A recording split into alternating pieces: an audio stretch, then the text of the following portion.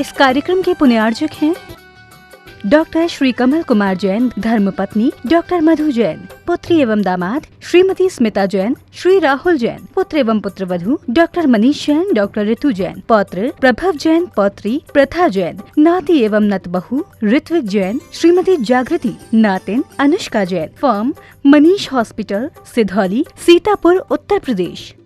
श्री रमेश चंद जैन, रूपलता जैन, संस्थान model public school एवं Jain model public school, Palam, Delhi. पुत्र इंजीनियर पीयूष जैन, पुत्र वधू शिखा जैन, पौत्र कनिष्क जैन, पुत्र डॉक्टर चंद्रेश जैन, पुत्री इंजीनियर अंजू जैन, दामाद इंजीनियर अभिषेक जैन, पुत्री इंजीनियर संजू जैन, दामाद इंजीनियर संजीव जैन, पुत्री डॉक्टर हेमा जैन, दामाद डॉक्टर संजीव जैन, पुत्री इंजीनियर रचना जैन, दामाद इंजीनियर अखिल अग्रवाल, देवता नमन कुमार अग्रवाल, कीरत अग्रवाल, पुत्री इंजीनियर सपना जैन, इंजीनियर, दामाद प्रांशुल जैन, श्रीमती मैना देवी सेठी, श्री अनिल जी, श्रीमती मीना, श्री सुभाष जी, श्रीमती सुमन, श्री सुशील जी, श्रीमती संध्या, श्रीमती राजुल जी, श्री विनोद जी, दीपक जी, ऋषभ जी, हर्षवर्धन जी, अभिनंदन जी, चहल, देव, युवान, अनिका, अरिहंत, शौर्य, रियान एवं सनाया सेठी, समस्त परिवार, दिल्ली, कोलकाता, बेंगलोर।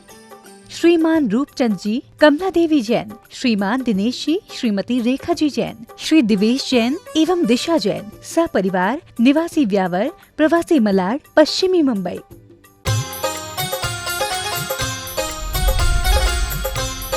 प्रमाणिक समाधान। नमोस्तु गुरुदेव। इच्छित वर प्राप्त ना होने पर भगवान को कोसना नास्तिकता है, तो हम ऐसा क्या करें जिससे ऐसे विचार मन में ही ना आए? देखिए, सबसे पहले भगवान के स्वरूप को समझिए। भगवान बीतराग है, वे हमारे कर्ता नहीं। भगवान से हम जो भी प्रार्थना करते हैं वो अपने मनोबल को मजबूत बनाने के लिए करते हैं, अंतः प्रेरणा पाने के लिए करते हैं। भगवान न हमारा अच्छा करते हैं न बुरा करते हैं। वे वीतराग है, तटस्थ है, कृत्यकृत्य है, उनमें पर का कोई कर्तृत्व नहीं। महाराज, भगवान कुछ नहीं करते तो हम भगवान से प्रार्थना क्यों करते हैं? भगवान से प्रार्थना करने से हमारा मनोबल बढ़ता है और अंदर की एक प्रेरणा जगती है, जिससे हम किसी कार्य को सकारात्मक रूप दे सकते हैं। हमने भगवान से प्रार्थना की और मन में ये विश्वास जग गया कि हमने भगवान से प्रार्थना कर दी, अब मेरा काम हो जाएगा, तो हमारा आत्मविश्वास बलवान हो जाता है और ये एक प्रकार का प्लेसिबो इफेक्ट हो जाता है किसी कार्य को करने में। तो भगवान कुछ करते इस बात को हटा दें, पर भगवान से हमें मिल जाता है, इसे हृदय में अंकित करें। मैं एक घटना आपको बताना चाहता हूँ। एक राजा जिसका अचानक परचक्र के आक्रमण होने से सारा राज्य छिन गया, वो अपने आप को बचा नहीं पाया। चंद सेना की टुकड़ी के साथ वो जंगलों में छिपता छिपाता अपने प्राण बचाने में लग गया। जंगल में उसकी किसी संत से मुलाकात हो गई। संत से उसने अपनी सारी समस्या प्रकट की। उसकी प्रार्थना को सुनकर संत मुस्कुराए और संत ने कहा, तू घबरा नहीं, मेरे पास एक जादुई सिक्का है, मैं उसे उछालता हूं, तुम हेड या टेल कहना।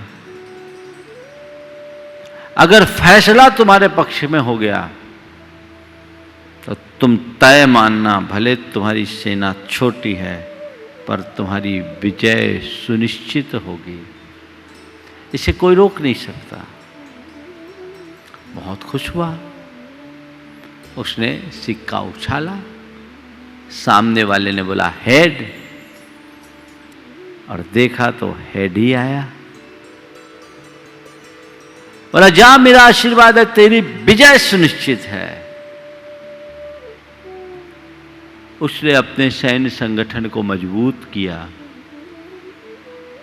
और छोटी सी सेना की टुकड़ी से अपने शत्रु राजा पर चढ़ाई कर दी।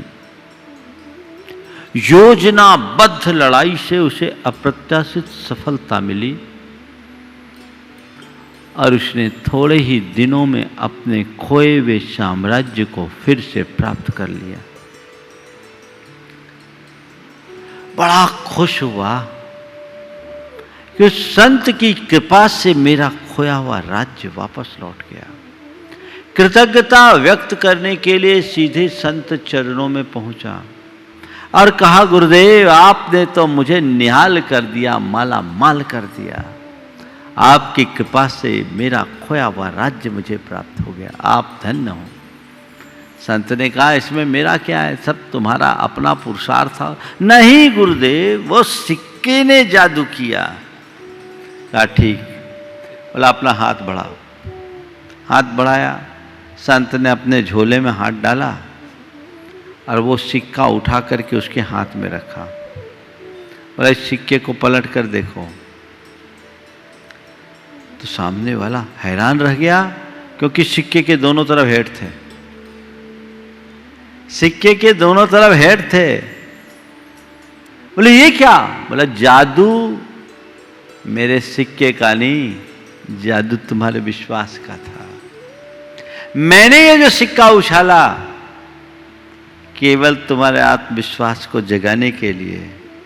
तो मैं तुमसे कहना चाहता हूं, जीवन में अपने पास एक ऐसा सिक्का रखो जिसके दोनों तरफ हेड हो, टेल होने की कोई बात ही ना हो, तब परिणाम आएगा। इसलिए भगवान को कोसो मत। भगवान के प्रति अपनी एक आस्था जो है उसे बनाए रखो।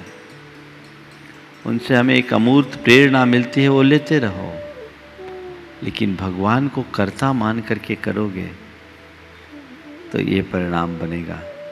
और भगवान को केवल एक निमित्त मान करके करोगे तो वह सब कुछ हासिल हो जाएगा जो हम चाहते हैं। इसलिए प्रार्थना करो, पर उन शक्तियों को खुद के भीतर उद्घाटित करके उसे अर्जित करने का प्रयत्न करो। नमोस्तु गुरुदेव, जो इंसान गलत होने पर भी अपनी वांगपटुता और चातुरिता से दूसरे पक्ष को ही गलत साबित कर दे, तो उस व्यक्ति को कैसे आभास कराया जाए जिससे दूसरे पक्ष को न्याय मिल सके। दो व्यक्तियों के बीच में एक की कोई गलती नहीं और उसे गलत साबित कर दिया गया अपनी वाक्पटुता और वाक चातुर्य के बल पर। अब पूछा है कि ऐसे व्यक्ति को उसकी गलती का एहसास कैसे कराएं। देखिए, कुछ लोग ऐसे होते हैं जो इस प्रकार की धोखाधड़ी कर लेते हैं और गलत निर्णय करवा लेते हैं। ऐसे लोग अच्छे प्रकृति के नहीं माने जाते हैं। महाभारत का एक पात्र है शकुनी,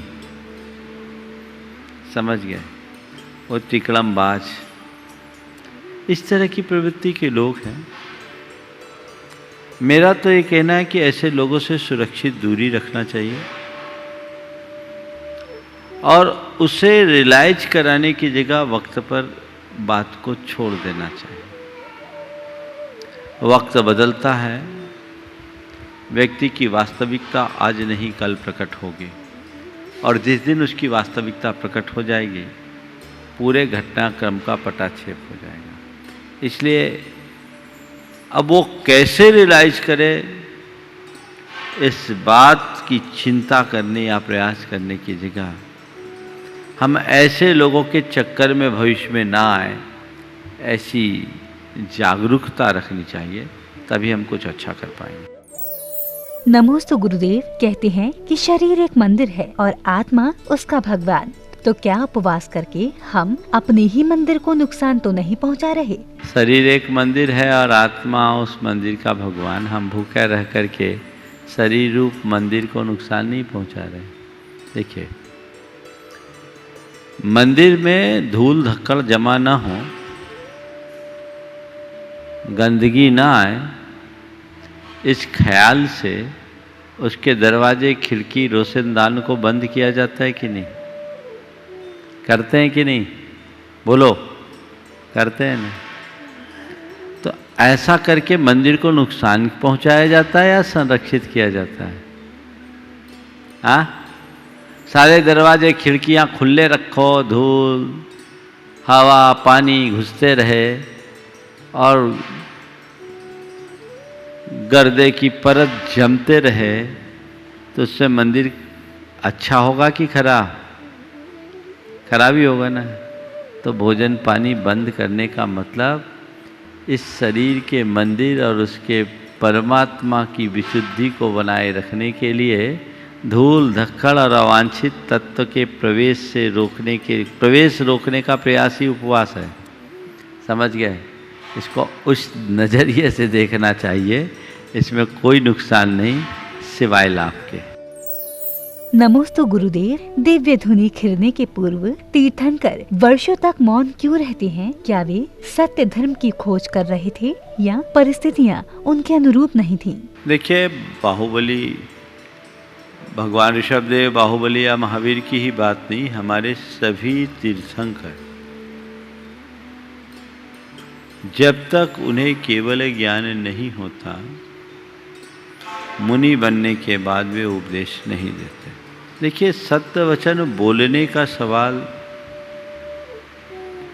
इसलिए नहीं है कि वो बोलने में समर्थ थे, बोल सकते थे, लेकिन तीर्थंकरों की सबसे बड़ी विशेषता है कि वे अनुभूत सत्य का ही बखान करते हैं। वे साधना के मार्ग में एक सत्यान्वेषी बनकर लगे थे, उस सत्य का स्वयं अनुभव करना चाहते थे और उसके लिए उन्होंने वर्षों साधना की। भगवान ऋषभदेव को 1000 वर्ष लगे,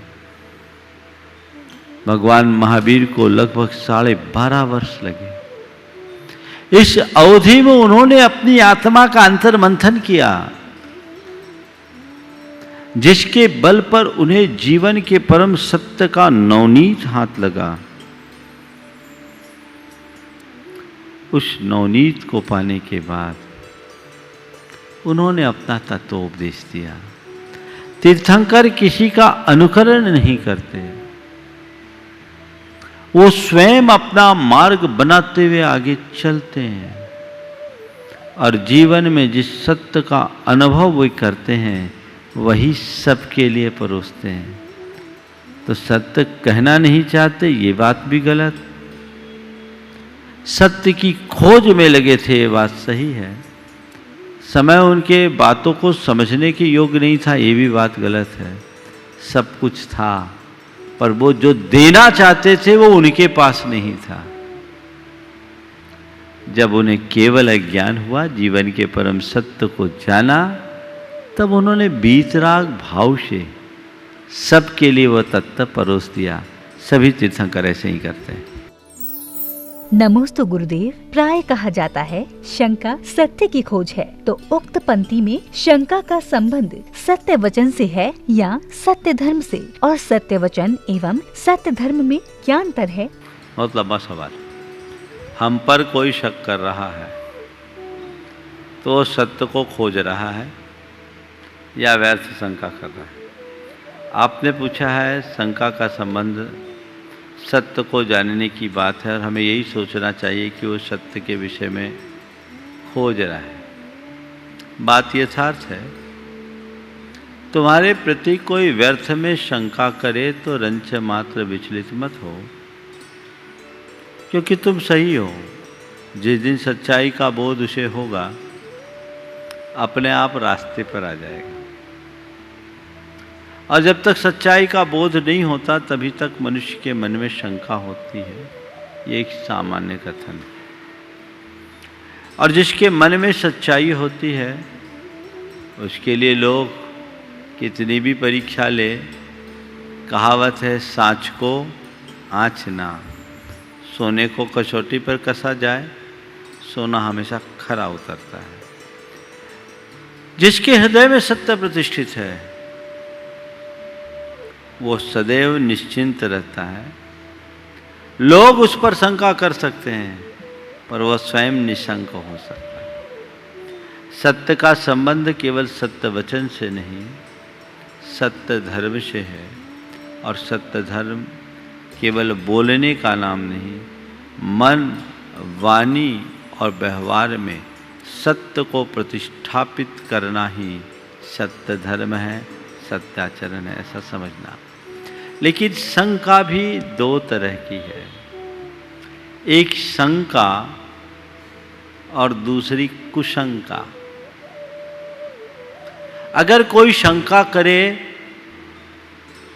यथासंभव समाधान देने की कोशिश करनी चाहिए, और कोई कुशंका करे, उससे सुरक्षित दूरी बना लेनी चाहिए। शंका और कुशंका में मौलिक अंतर है। आप भोजन के लिए बैठे हैं और अपनी धर्मपत्नी से पूछते हैं दाल में नमक है कि नहीं, तो कोई बुराई नहीं। दाल में नमक है ना, नमक है कि नहीं, नमक पड़ा है ना, कोई फर्क नहीं पड़ेगा। और अगर कोई पूछ ले दाल में जहर तो नहीं है, तो क्या होगा, बोलो। कोई व्यक्ति अपनी धर्मपत्नी से कहे दाल में जहर तो नहीं है, तो ये शंका है या कुशंका? समझ में आई बात? तो ऐसी कुशंका से ग्रसित व्यक्तियों से सुरक्षित दूरी रखो। और किसी के मन में शंका है तो उसके भ्रम के निवारण होने तक अपने आप को प्रस्तुत करो, आज नहीं कल जरूर समाधान हो। नमोस्तु गुरुदेव। जैन संस्कृति के वे विद्वान मुनि क्यों नहीं बने जिनकी विधाओं को पढ़कर अनेक लोग मुनि बन गए? देखिए, इसके पीछे की एक ही वजह है कि इनके युग में मुनियों का अभाव था, और मुनियों के बिना मुनि बनने का भाव बहुत दुर्लभ है। पंडित जुगल किशोर मुख्तार की एक गजल, जिन्होंने मेरी भावना लिखे ना, उसके रचयिता जुगल किशोर मुख्तार की एक गजल, बड़ी अच्छी गजल है, जिसमें उन्होंने अपने अंदर की व्यथा को प्रकट किया है। मैं समझता हूं आपके प्रश्न के उत्तर में वो बहुत संयुक्तिक होगी। उन्होंने लिखा, साधु के दर्शन कहीं पाता नहीं, दिल दुखी है दर्द सहा जाता नहीं। साधु के दर्शन कहीं पाता नहीं, दिल दुखी है दर्द सहा जाता नहीं। धर्म की चर्चा थी उनसे जा वजह, धर्म अब ढूंढे नजर आता नहीं। कौम की किश्ती भंवर में जा फंसी, साधु तारक बिन तरा जाता नहीं। साधु के दर्शन कहीं पाता नहीं, दिल दुखी है दर्द सहा जाता नहीं। धर्म की चर्चा थी उनसे जा बजा, धर्म अब ढूंढे नजर आता नहीं। कौम की किश्ती भंवर में जा फंसी, साधु तारक बिन तरा जाता नहीं। जी में आता है कि मैं साधु बनूं, जी में आता है कि मैं साधु बनूं, साधु बिन साधु बना जाता नहीं। साधु बिन साधु बना जाता नहीं। उनके साथ ऐसे ही रहा। इन कवियों ने अपनी रचनाओं में लिखा, कब मिले हे वे सदगुरु सुगुरु उपकारी। आप सब बड़े भाग्यशाली हैं जो आचार्य विद्यासागर के युग में जन्म लिए हैं। आज हमें साधु के दर्शन आसानी से मिल रहे हैं और इसीलिए लोग साधु बन रहे हैं। चारित्र चक्रवर्ती शांति सागर जी महाराज की कृपा से ये मार्ग खुला। उन्होंने 20वीं शताब्दी में लुप्त हुए मुनि परंपरा को प्रवर्तित किया और गुरुदेव ने उसे पूरी तरह पल्लवित कर दिया। ये हम सबका बड़ा सौभाग्य है और उसी सौभाग्य के अनुसार हमें स्थितियों को समझना चाहिए।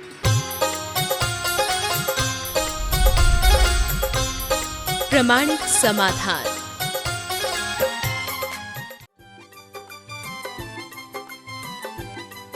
इस कार्यक्रम के पुण्यार्जक थे डॉक्टर श्री कमल कुमार जैन, धर्मपत्नी डॉक्टर मधु जैन। पुत्री एवं दामाद श्रीमती स्मिता जैन, श्री राहुल जैन, पुत्र एवं पुत्रवधू डॉक्टर मनीष जैन, डॉक्टर ऋतु जैन, पौत्र प्रभव जैन, पौत्री प्रथा जैन, नाती एवं नतबहू ऋत्विक जैन, श्रीमती जागृति, नातिन अनुष्का जैन। Firm Manish hospital, Sidhauli, Sitapur, Uttar Pradesh.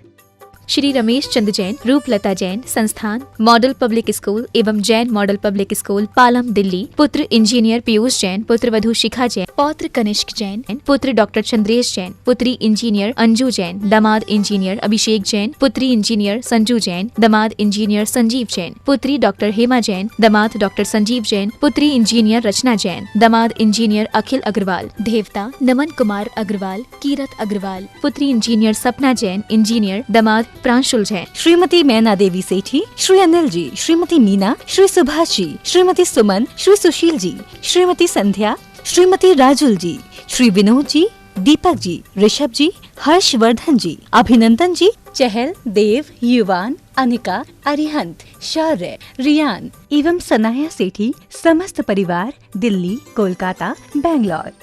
श्रीमान रूपचंद जी, कमला देवी जैन, श्रीमान दिनेश जी, श्रीमती रेखा जी जैन, श्री दिवेश जैन एवं दिशा जैन, सपरिवार, निवासी व्यावर, प्रवासी मलाड, पश्चिमी मुंबई।